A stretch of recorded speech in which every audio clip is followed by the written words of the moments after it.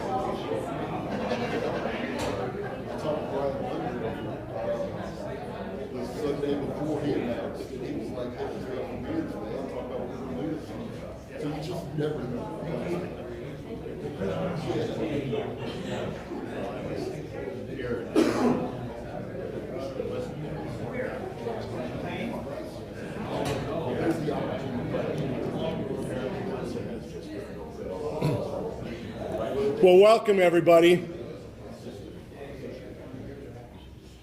Welcome to something that I hope is not becoming an annual event. Thank you for joining us this morning at the welcoming of our next basketball coach, Dan Pearson. But before I do that, I want to say a couple thank yous to a group of people. And that first thank you goes to Dr. Seck, that gives athletics the autonomy to move fast and quickly when a coaching vacancy opens up, and we waste no time to try to find the best candidate we can find to lead our student athletes. So thank you, Dr. Seck. Our screening committee was made up of Rochelle Sayers, Chris Ward, Troy Purcell, Guy Almquist, Gary Turcott, and James Lane.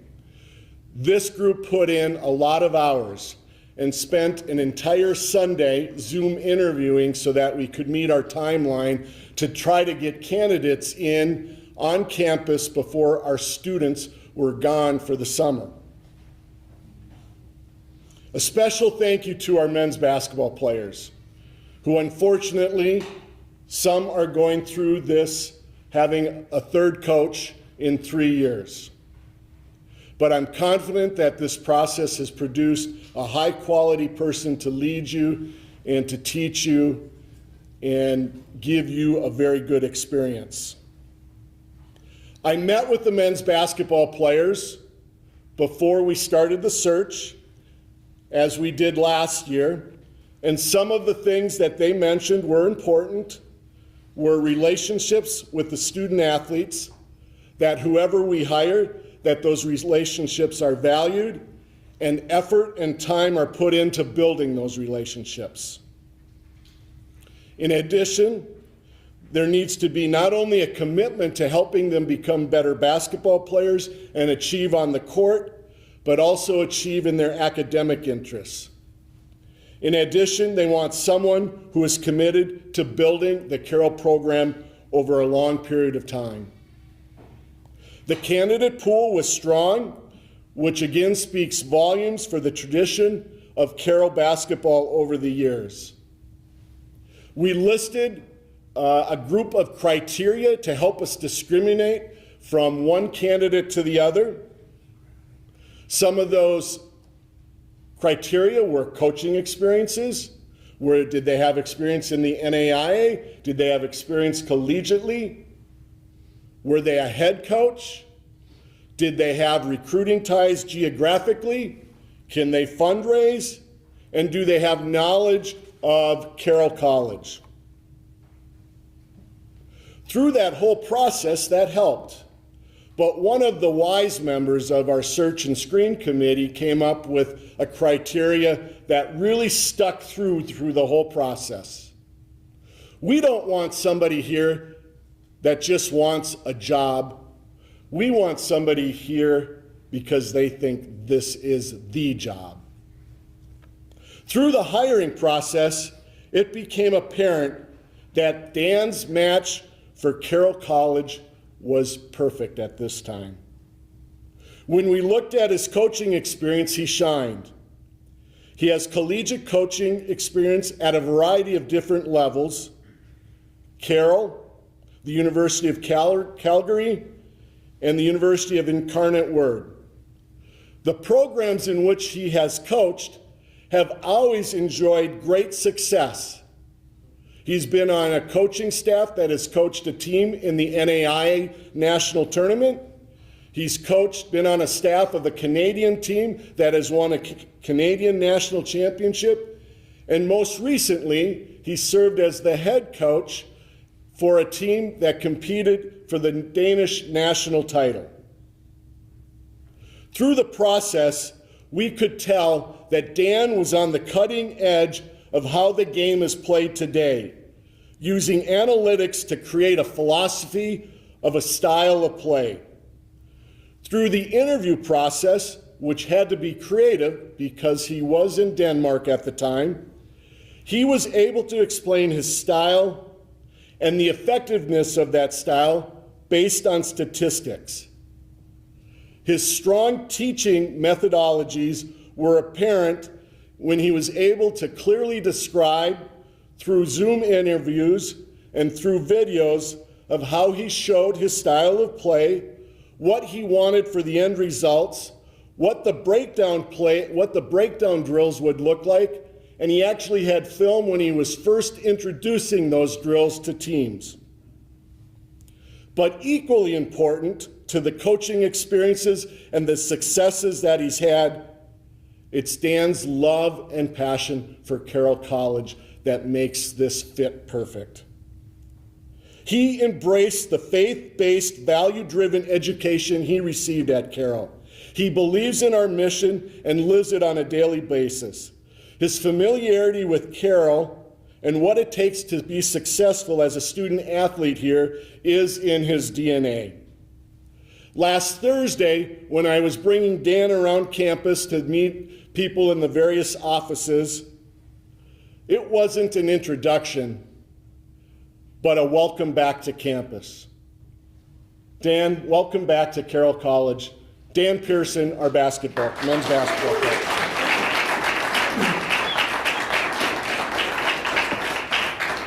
Yeah, we'll do that. Do this formally in front.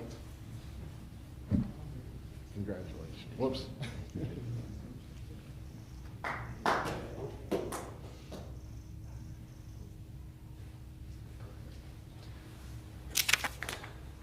You done? Yep. Oh, okay, perfect.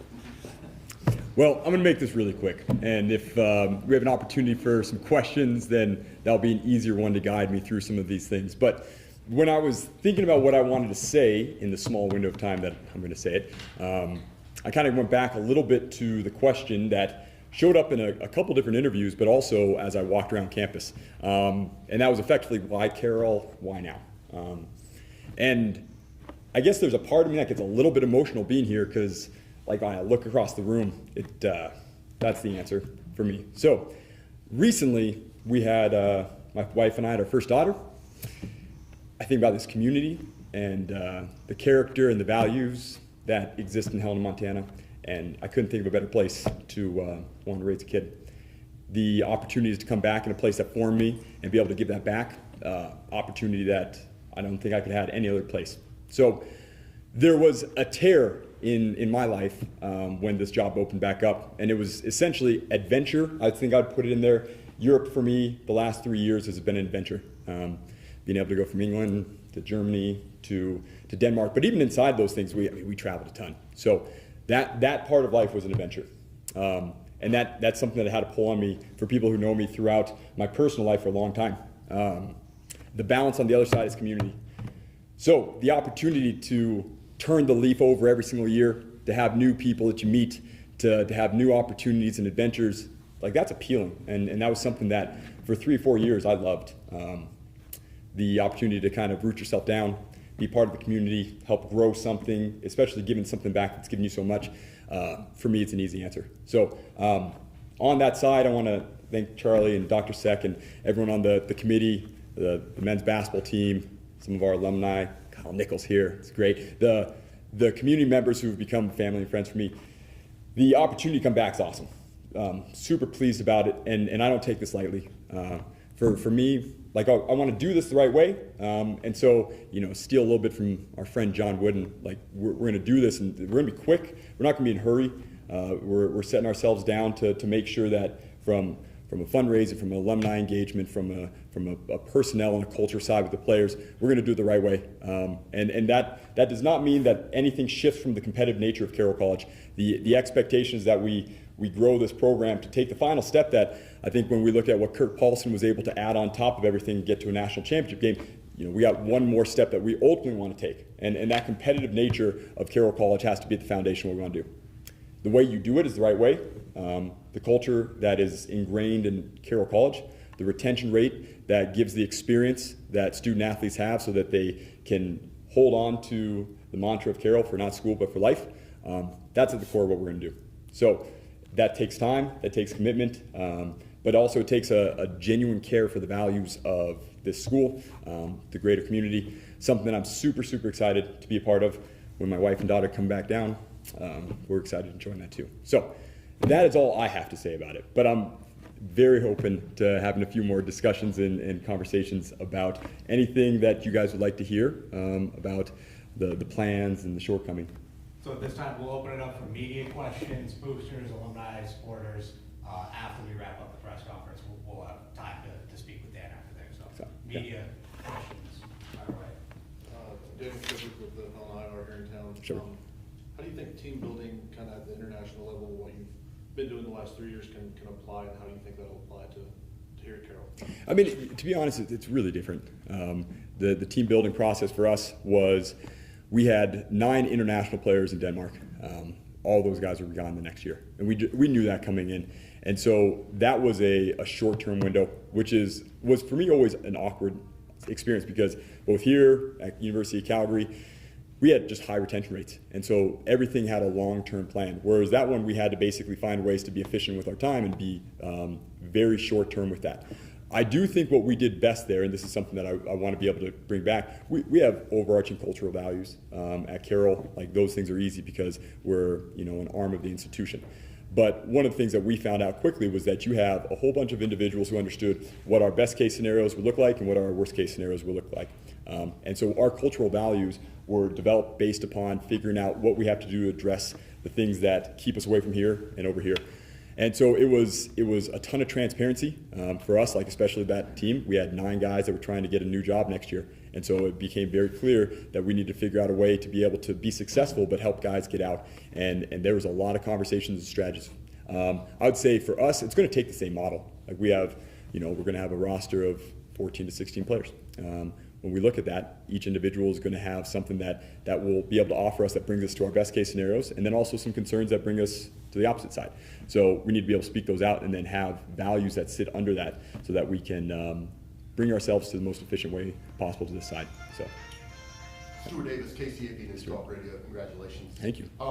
Specifically, going forward this summer, it's not quite as ideal as if you've already had a few months on the ground, but specifically to recruiting for next year or putting your team together, can you address that as far as what you have and what you're looking to add to the program? Sure. Yeah, I mean, I think I'll come back to the fact that when it comes to recruiting, we want to be quick. Like it's super important for us because the recruitment window is shorter.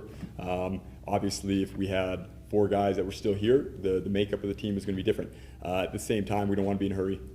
If we don't get the right type of recruits, we're not going to take guys in.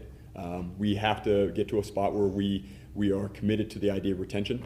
Carroll College is a 4-year institution. And now that's not to say that guys can't come in and be the right fit from 2-year institutions or transfers for 3 years. That's certainly not the case, but it's something that we have put a priority on certain values. And if we get the guys that fit that, then great. If not, then we understand that the guys that we have will do incredible things in terms of especially laying the foundation of a healthy culture. And so for us, we're active in the recruitment process. There's a few guys that we have small offers out for right now that we're waiting to figure out what they'll say. We've signed one individual that we will announce at some point, but there will be an active process, but we understand that we got to make sure we do it the right way. And going into the upcoming season, I asked this last year, your predecessor, I mean, what are the goals? Because again, Carroll has a high standard, Sure. a high tradition, so I'm sure, you know, build, lay foundation, build for the future, but win now as well. Sure. Sure. I mean, I am a advocate of the idea of burning goals. For me, the more you start having conversations on goals, the more your eyes get set too far down the line. There are certain things that are no-brainers. Like, we expect to win every single day when we go in, we train. We have a mindset that the group that we have, whenever we see someone, we're going to win that basketball game, and we're going to do everything we can. I'm more committed to values on those. I think that if you get your values right, the goals will just come as a secondary cause of it. So for us, we get the right guys, we train the right way, we compete every single day in practice, we commit to a system and grow through that system. Then those things, whatever those might be, short-term, long-term, it doesn't really matter. Those things are there. But I'm much more committed in the especially the immediate sense to make sure that we get the right values that are just ingrained in us daily, and then we understand the things that we want as basketball players will just come secondarily to that. Can you talk maybe a little bit about when you found out you got the job? I mean, you obviously played at Carroll, you're from Montana, and what that was like once you found out you got the job. Yeah, I mean, I'd be a little bit lying to say that there wasn't a tear in it. But I think that when things are actually torn between two options, that actually shows how much you care about it. I loved our time in Europe. My wife and I, England, I was by myself, but Germany was incredible. Denmark, awesome opportunity. You know, we had some good success, so there was some stuff in the making that potentially could have given some opportunities for the next year to be a little bit different. And because that was something that was there, it was weighed against something else. If there was no other opportunity, then this is a no-brainer thing. So the decision isn't difficult. The fact that this decision actually had something weighted on the opposite side actually probably means something towards it. And so it wasn't a jump up and down hooray moment, but it was something that was like a little bit deeper in there. Again, it's a commitment to community. We were thrilled. I mean, it took a little bit of time to process. To be honest, it's still taking time to process. Our last game was 15 days ago. I was on a plane 8 days ago. I was in a U-Haul 4 days ago. So we have a lot of work to do, and we're juggling all the balls right now. So I think maybe come end of June there might be an opportunity to process it. But walking around campus, I was with Guy Almquist and Helena Capital. Last Thursday for Open Gym. I mean, that's where I first started coaching. So there's some nostalgic experiences that kind of hit you in a different way. So in that moment when we found out, it was a healthy excitement, but it's kind of coming in waves right now. One more for me. Having been a student, a Fighting Saint basketball player, a coach here, you know about the culture and about the tradition. What does it mean to you to be a Fighting Saint? What does that entail? Yeah, I mean, like I said, I think the motto of Carroll, not for school but for life, is the right one. For me, I think it's an incredible opportunity for the young guys here to have an experience that obviously is in the classroom and on the court, but then maybe something different. Obviously, you can get things in the community, and we'll spend some time in the community, but I mean, Jack Oberweiser's here. I went to Columbia with him, and he was my math teacher. I think he actually pushed me along a few better grades because he liked me, but it was because over time, like, he became one of my best friends. You know, you don't get that elsewhere. Like, Jack and I, we stay in contact as much as anybody else. And, you know, his grandson was somebody who I was able to watch and kind of help in a mentor process. And so those things you just don't get in other universities. And so being able to have those type of relationships and then be able to, like, go and take that to Columbia or Haiti or wherever those might be, that unique opportunity is what I think the Carroll experience offers. Because you spend time with players for 4 or 5 years, you get to a place where you really love them. So you want what is best for them. And I think something at Carroll, that holistic experience is what's best for them. So. Jack Marshall, ABC Fox. Hey, Jack. I think you kind of hit on this a little bit already, but when it comes to play on the court specifically, I guess what sort of identity or play style do you want your teams here to call? Yeah, I mean, I think that whenever you come in, you're stuck between an immediate and a long term. On the immediate side of things, you have to fit a little bit to the players that you have. And that's a coach's job, is to be able to find that sweet spot between saying we're trying to get to this place, but right now this might not be who we're best at, and so you kind of mix and match between those ones. Ultimately for us, we want to, like Charlie had said, there's some numbers that point towards some realities of successful teams. So we want to get to a place where we play fast. And that's one of the things that coming out of the FIBA game, you get 24 seconds. But I was cut from a NCAA, from a Montana clock. So high school, we didn't have a shot clock. I started playing at Carroll at 35 seconds. We were coaching at 30 seconds. And so there's a continuity to basketball that is at the core of probably my development. So you go and you put that in a 24-second shot clock. You got to play fast in order to do it. We've had a lot of success in that. I think that it takes an intellectual effort by the players to say, how do you make those things kind of go together, is to have continuity and speed. I think when you get it right, you get it right. So now, whether that means that is the absolute best fit for the group that we have now, we find it and we figure out how to be most successful in the short term while building an identity towards something that we would say we want to have something long term. I think when you look at Coach Turcotte's teams for a long time, like, it was just a guarantee that they were going to lead the league in three-point attempts and three-point makes, and then he started recruiting for that. And so people that came in fit that model, and so you weren't taking the best player on the board, you were taking the best fit. In order to get the fit, you have to have an identity. So it's going to be a little bit of a process. I mean, I've only spent 2 sessions with these guys and synergy work. I think that we have some really good fits for the identity and style that I want to grow to, and then over a 3, 4, 5, 6 year process, we'll move a little bit towards that form of identity. So we want to play fast, we want to maximize extra possessions, we want to be super efficient in the style that we play and the type of shots that we take. So our core 3 are pace, possession, and efficiency, and again, I've had the guys for 2 sessions, they've already heard it a few times, so yeah. As an assistant coach, you were here for that deep tournament run. What can you take from that experience and implement it now to kind of get this team back to that level? Yeah, well, I think the big thing that I keep coming back to with Carson's process that I think he got right, again, he was quick in getting the guys. Like, if you look at the players that became All-Americans, Ryan Imhoff, who became the player of the year, that was that second group of guys that came through. Zach Taylor's was a fortunate player to be on the roster coming in. But you take players like Zane, Zane and Ryan Pulsifer and John Pulsifer, sorry, I'm mixing names right now, but there's guys that we brought in that first year that were a little bit older, and they were great cultural foundation pieces. And so they laid and they allowed for us to have the opportunity to build a culture that we wanted. And then you had the Matt Wymans, the Match Burnhams, the Ife Callahay's coming through, and those guys were the ones that grew into something. Okay? And so I think that seeing that with Carson, there's an understanding that if you start young in your recruitment process and you spend time over a 4-year window, there's a lot of success to be had with that. I think, again, it meets the model of Carroll College in general. So there's a lot of ways to skin a cat, but for us, I think seeing him do that way is probably where I'd lean towards in terms of our roster development. What would you say is maybe on your to-do list right now as a coach? Oh, on my to-do list? It's a real, I don't know. It's a big to-do. You can come into my office afterwards and we'll look at the big board. I mean, the priorities is finalizing our staff and finalizing our roster. We've got camps coming up in terms of being able to be part of the community, get our guys some opportunities to work with the young people around here.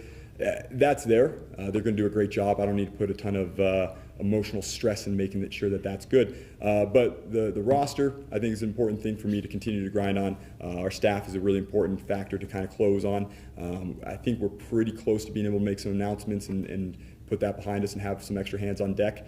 And then I would say probably the only other thing is we've got these guys here for about 2 weeks. And I mean, they've all been gracious enough to fly in, to drive in from different parts of the States right now.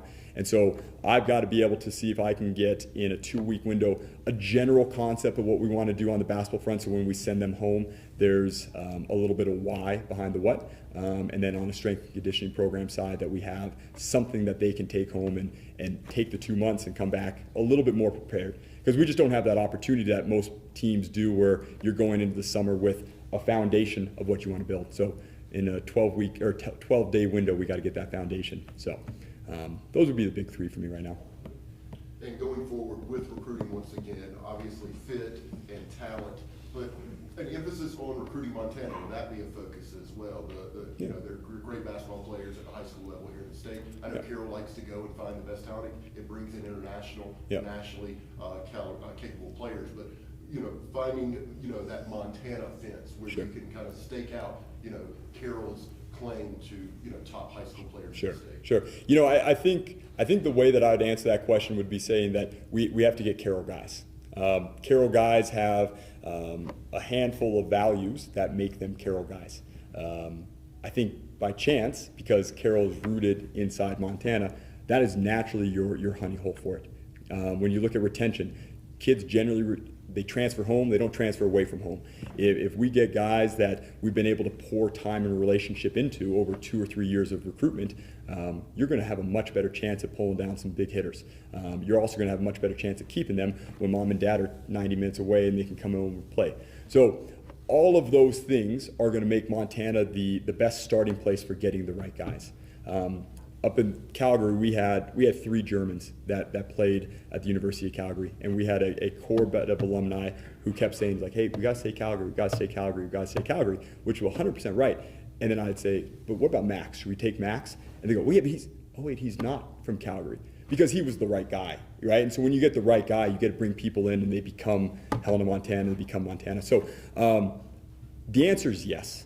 We have to win Montana in the recruitment battle. But we have to win the type of guys that we want to have. And if we get the right guys, we're pretty confident that they'll stay because of everything that happens here. So your best bet to get a Carroll guy is Montana.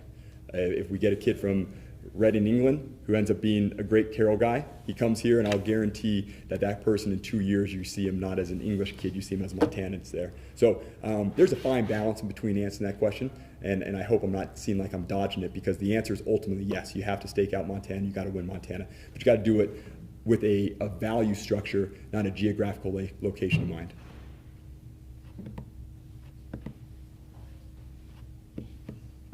Why coaching for you?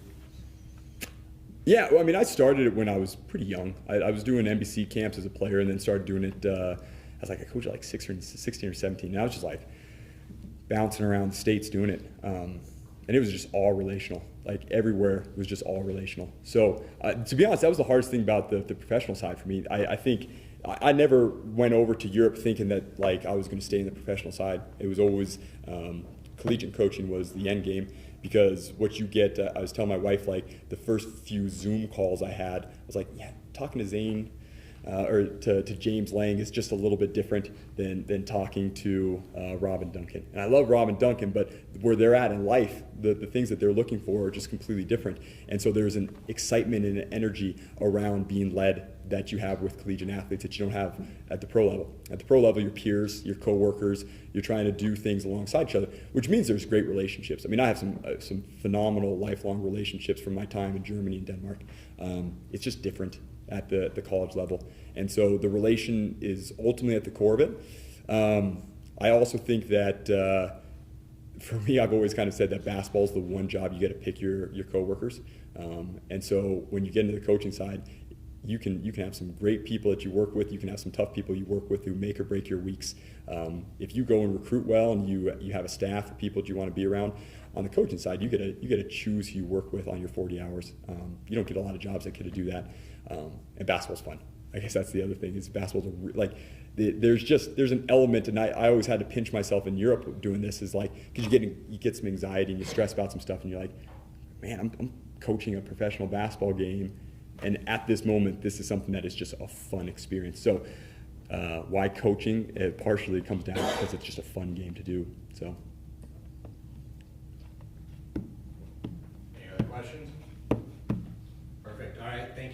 coming. We'll wrap it up for the media side, supporters, boosters, alumni. Thank you all for coming down. We'll make Dan available. You guys want to chat, catch up with him. But that's it. That's all we got.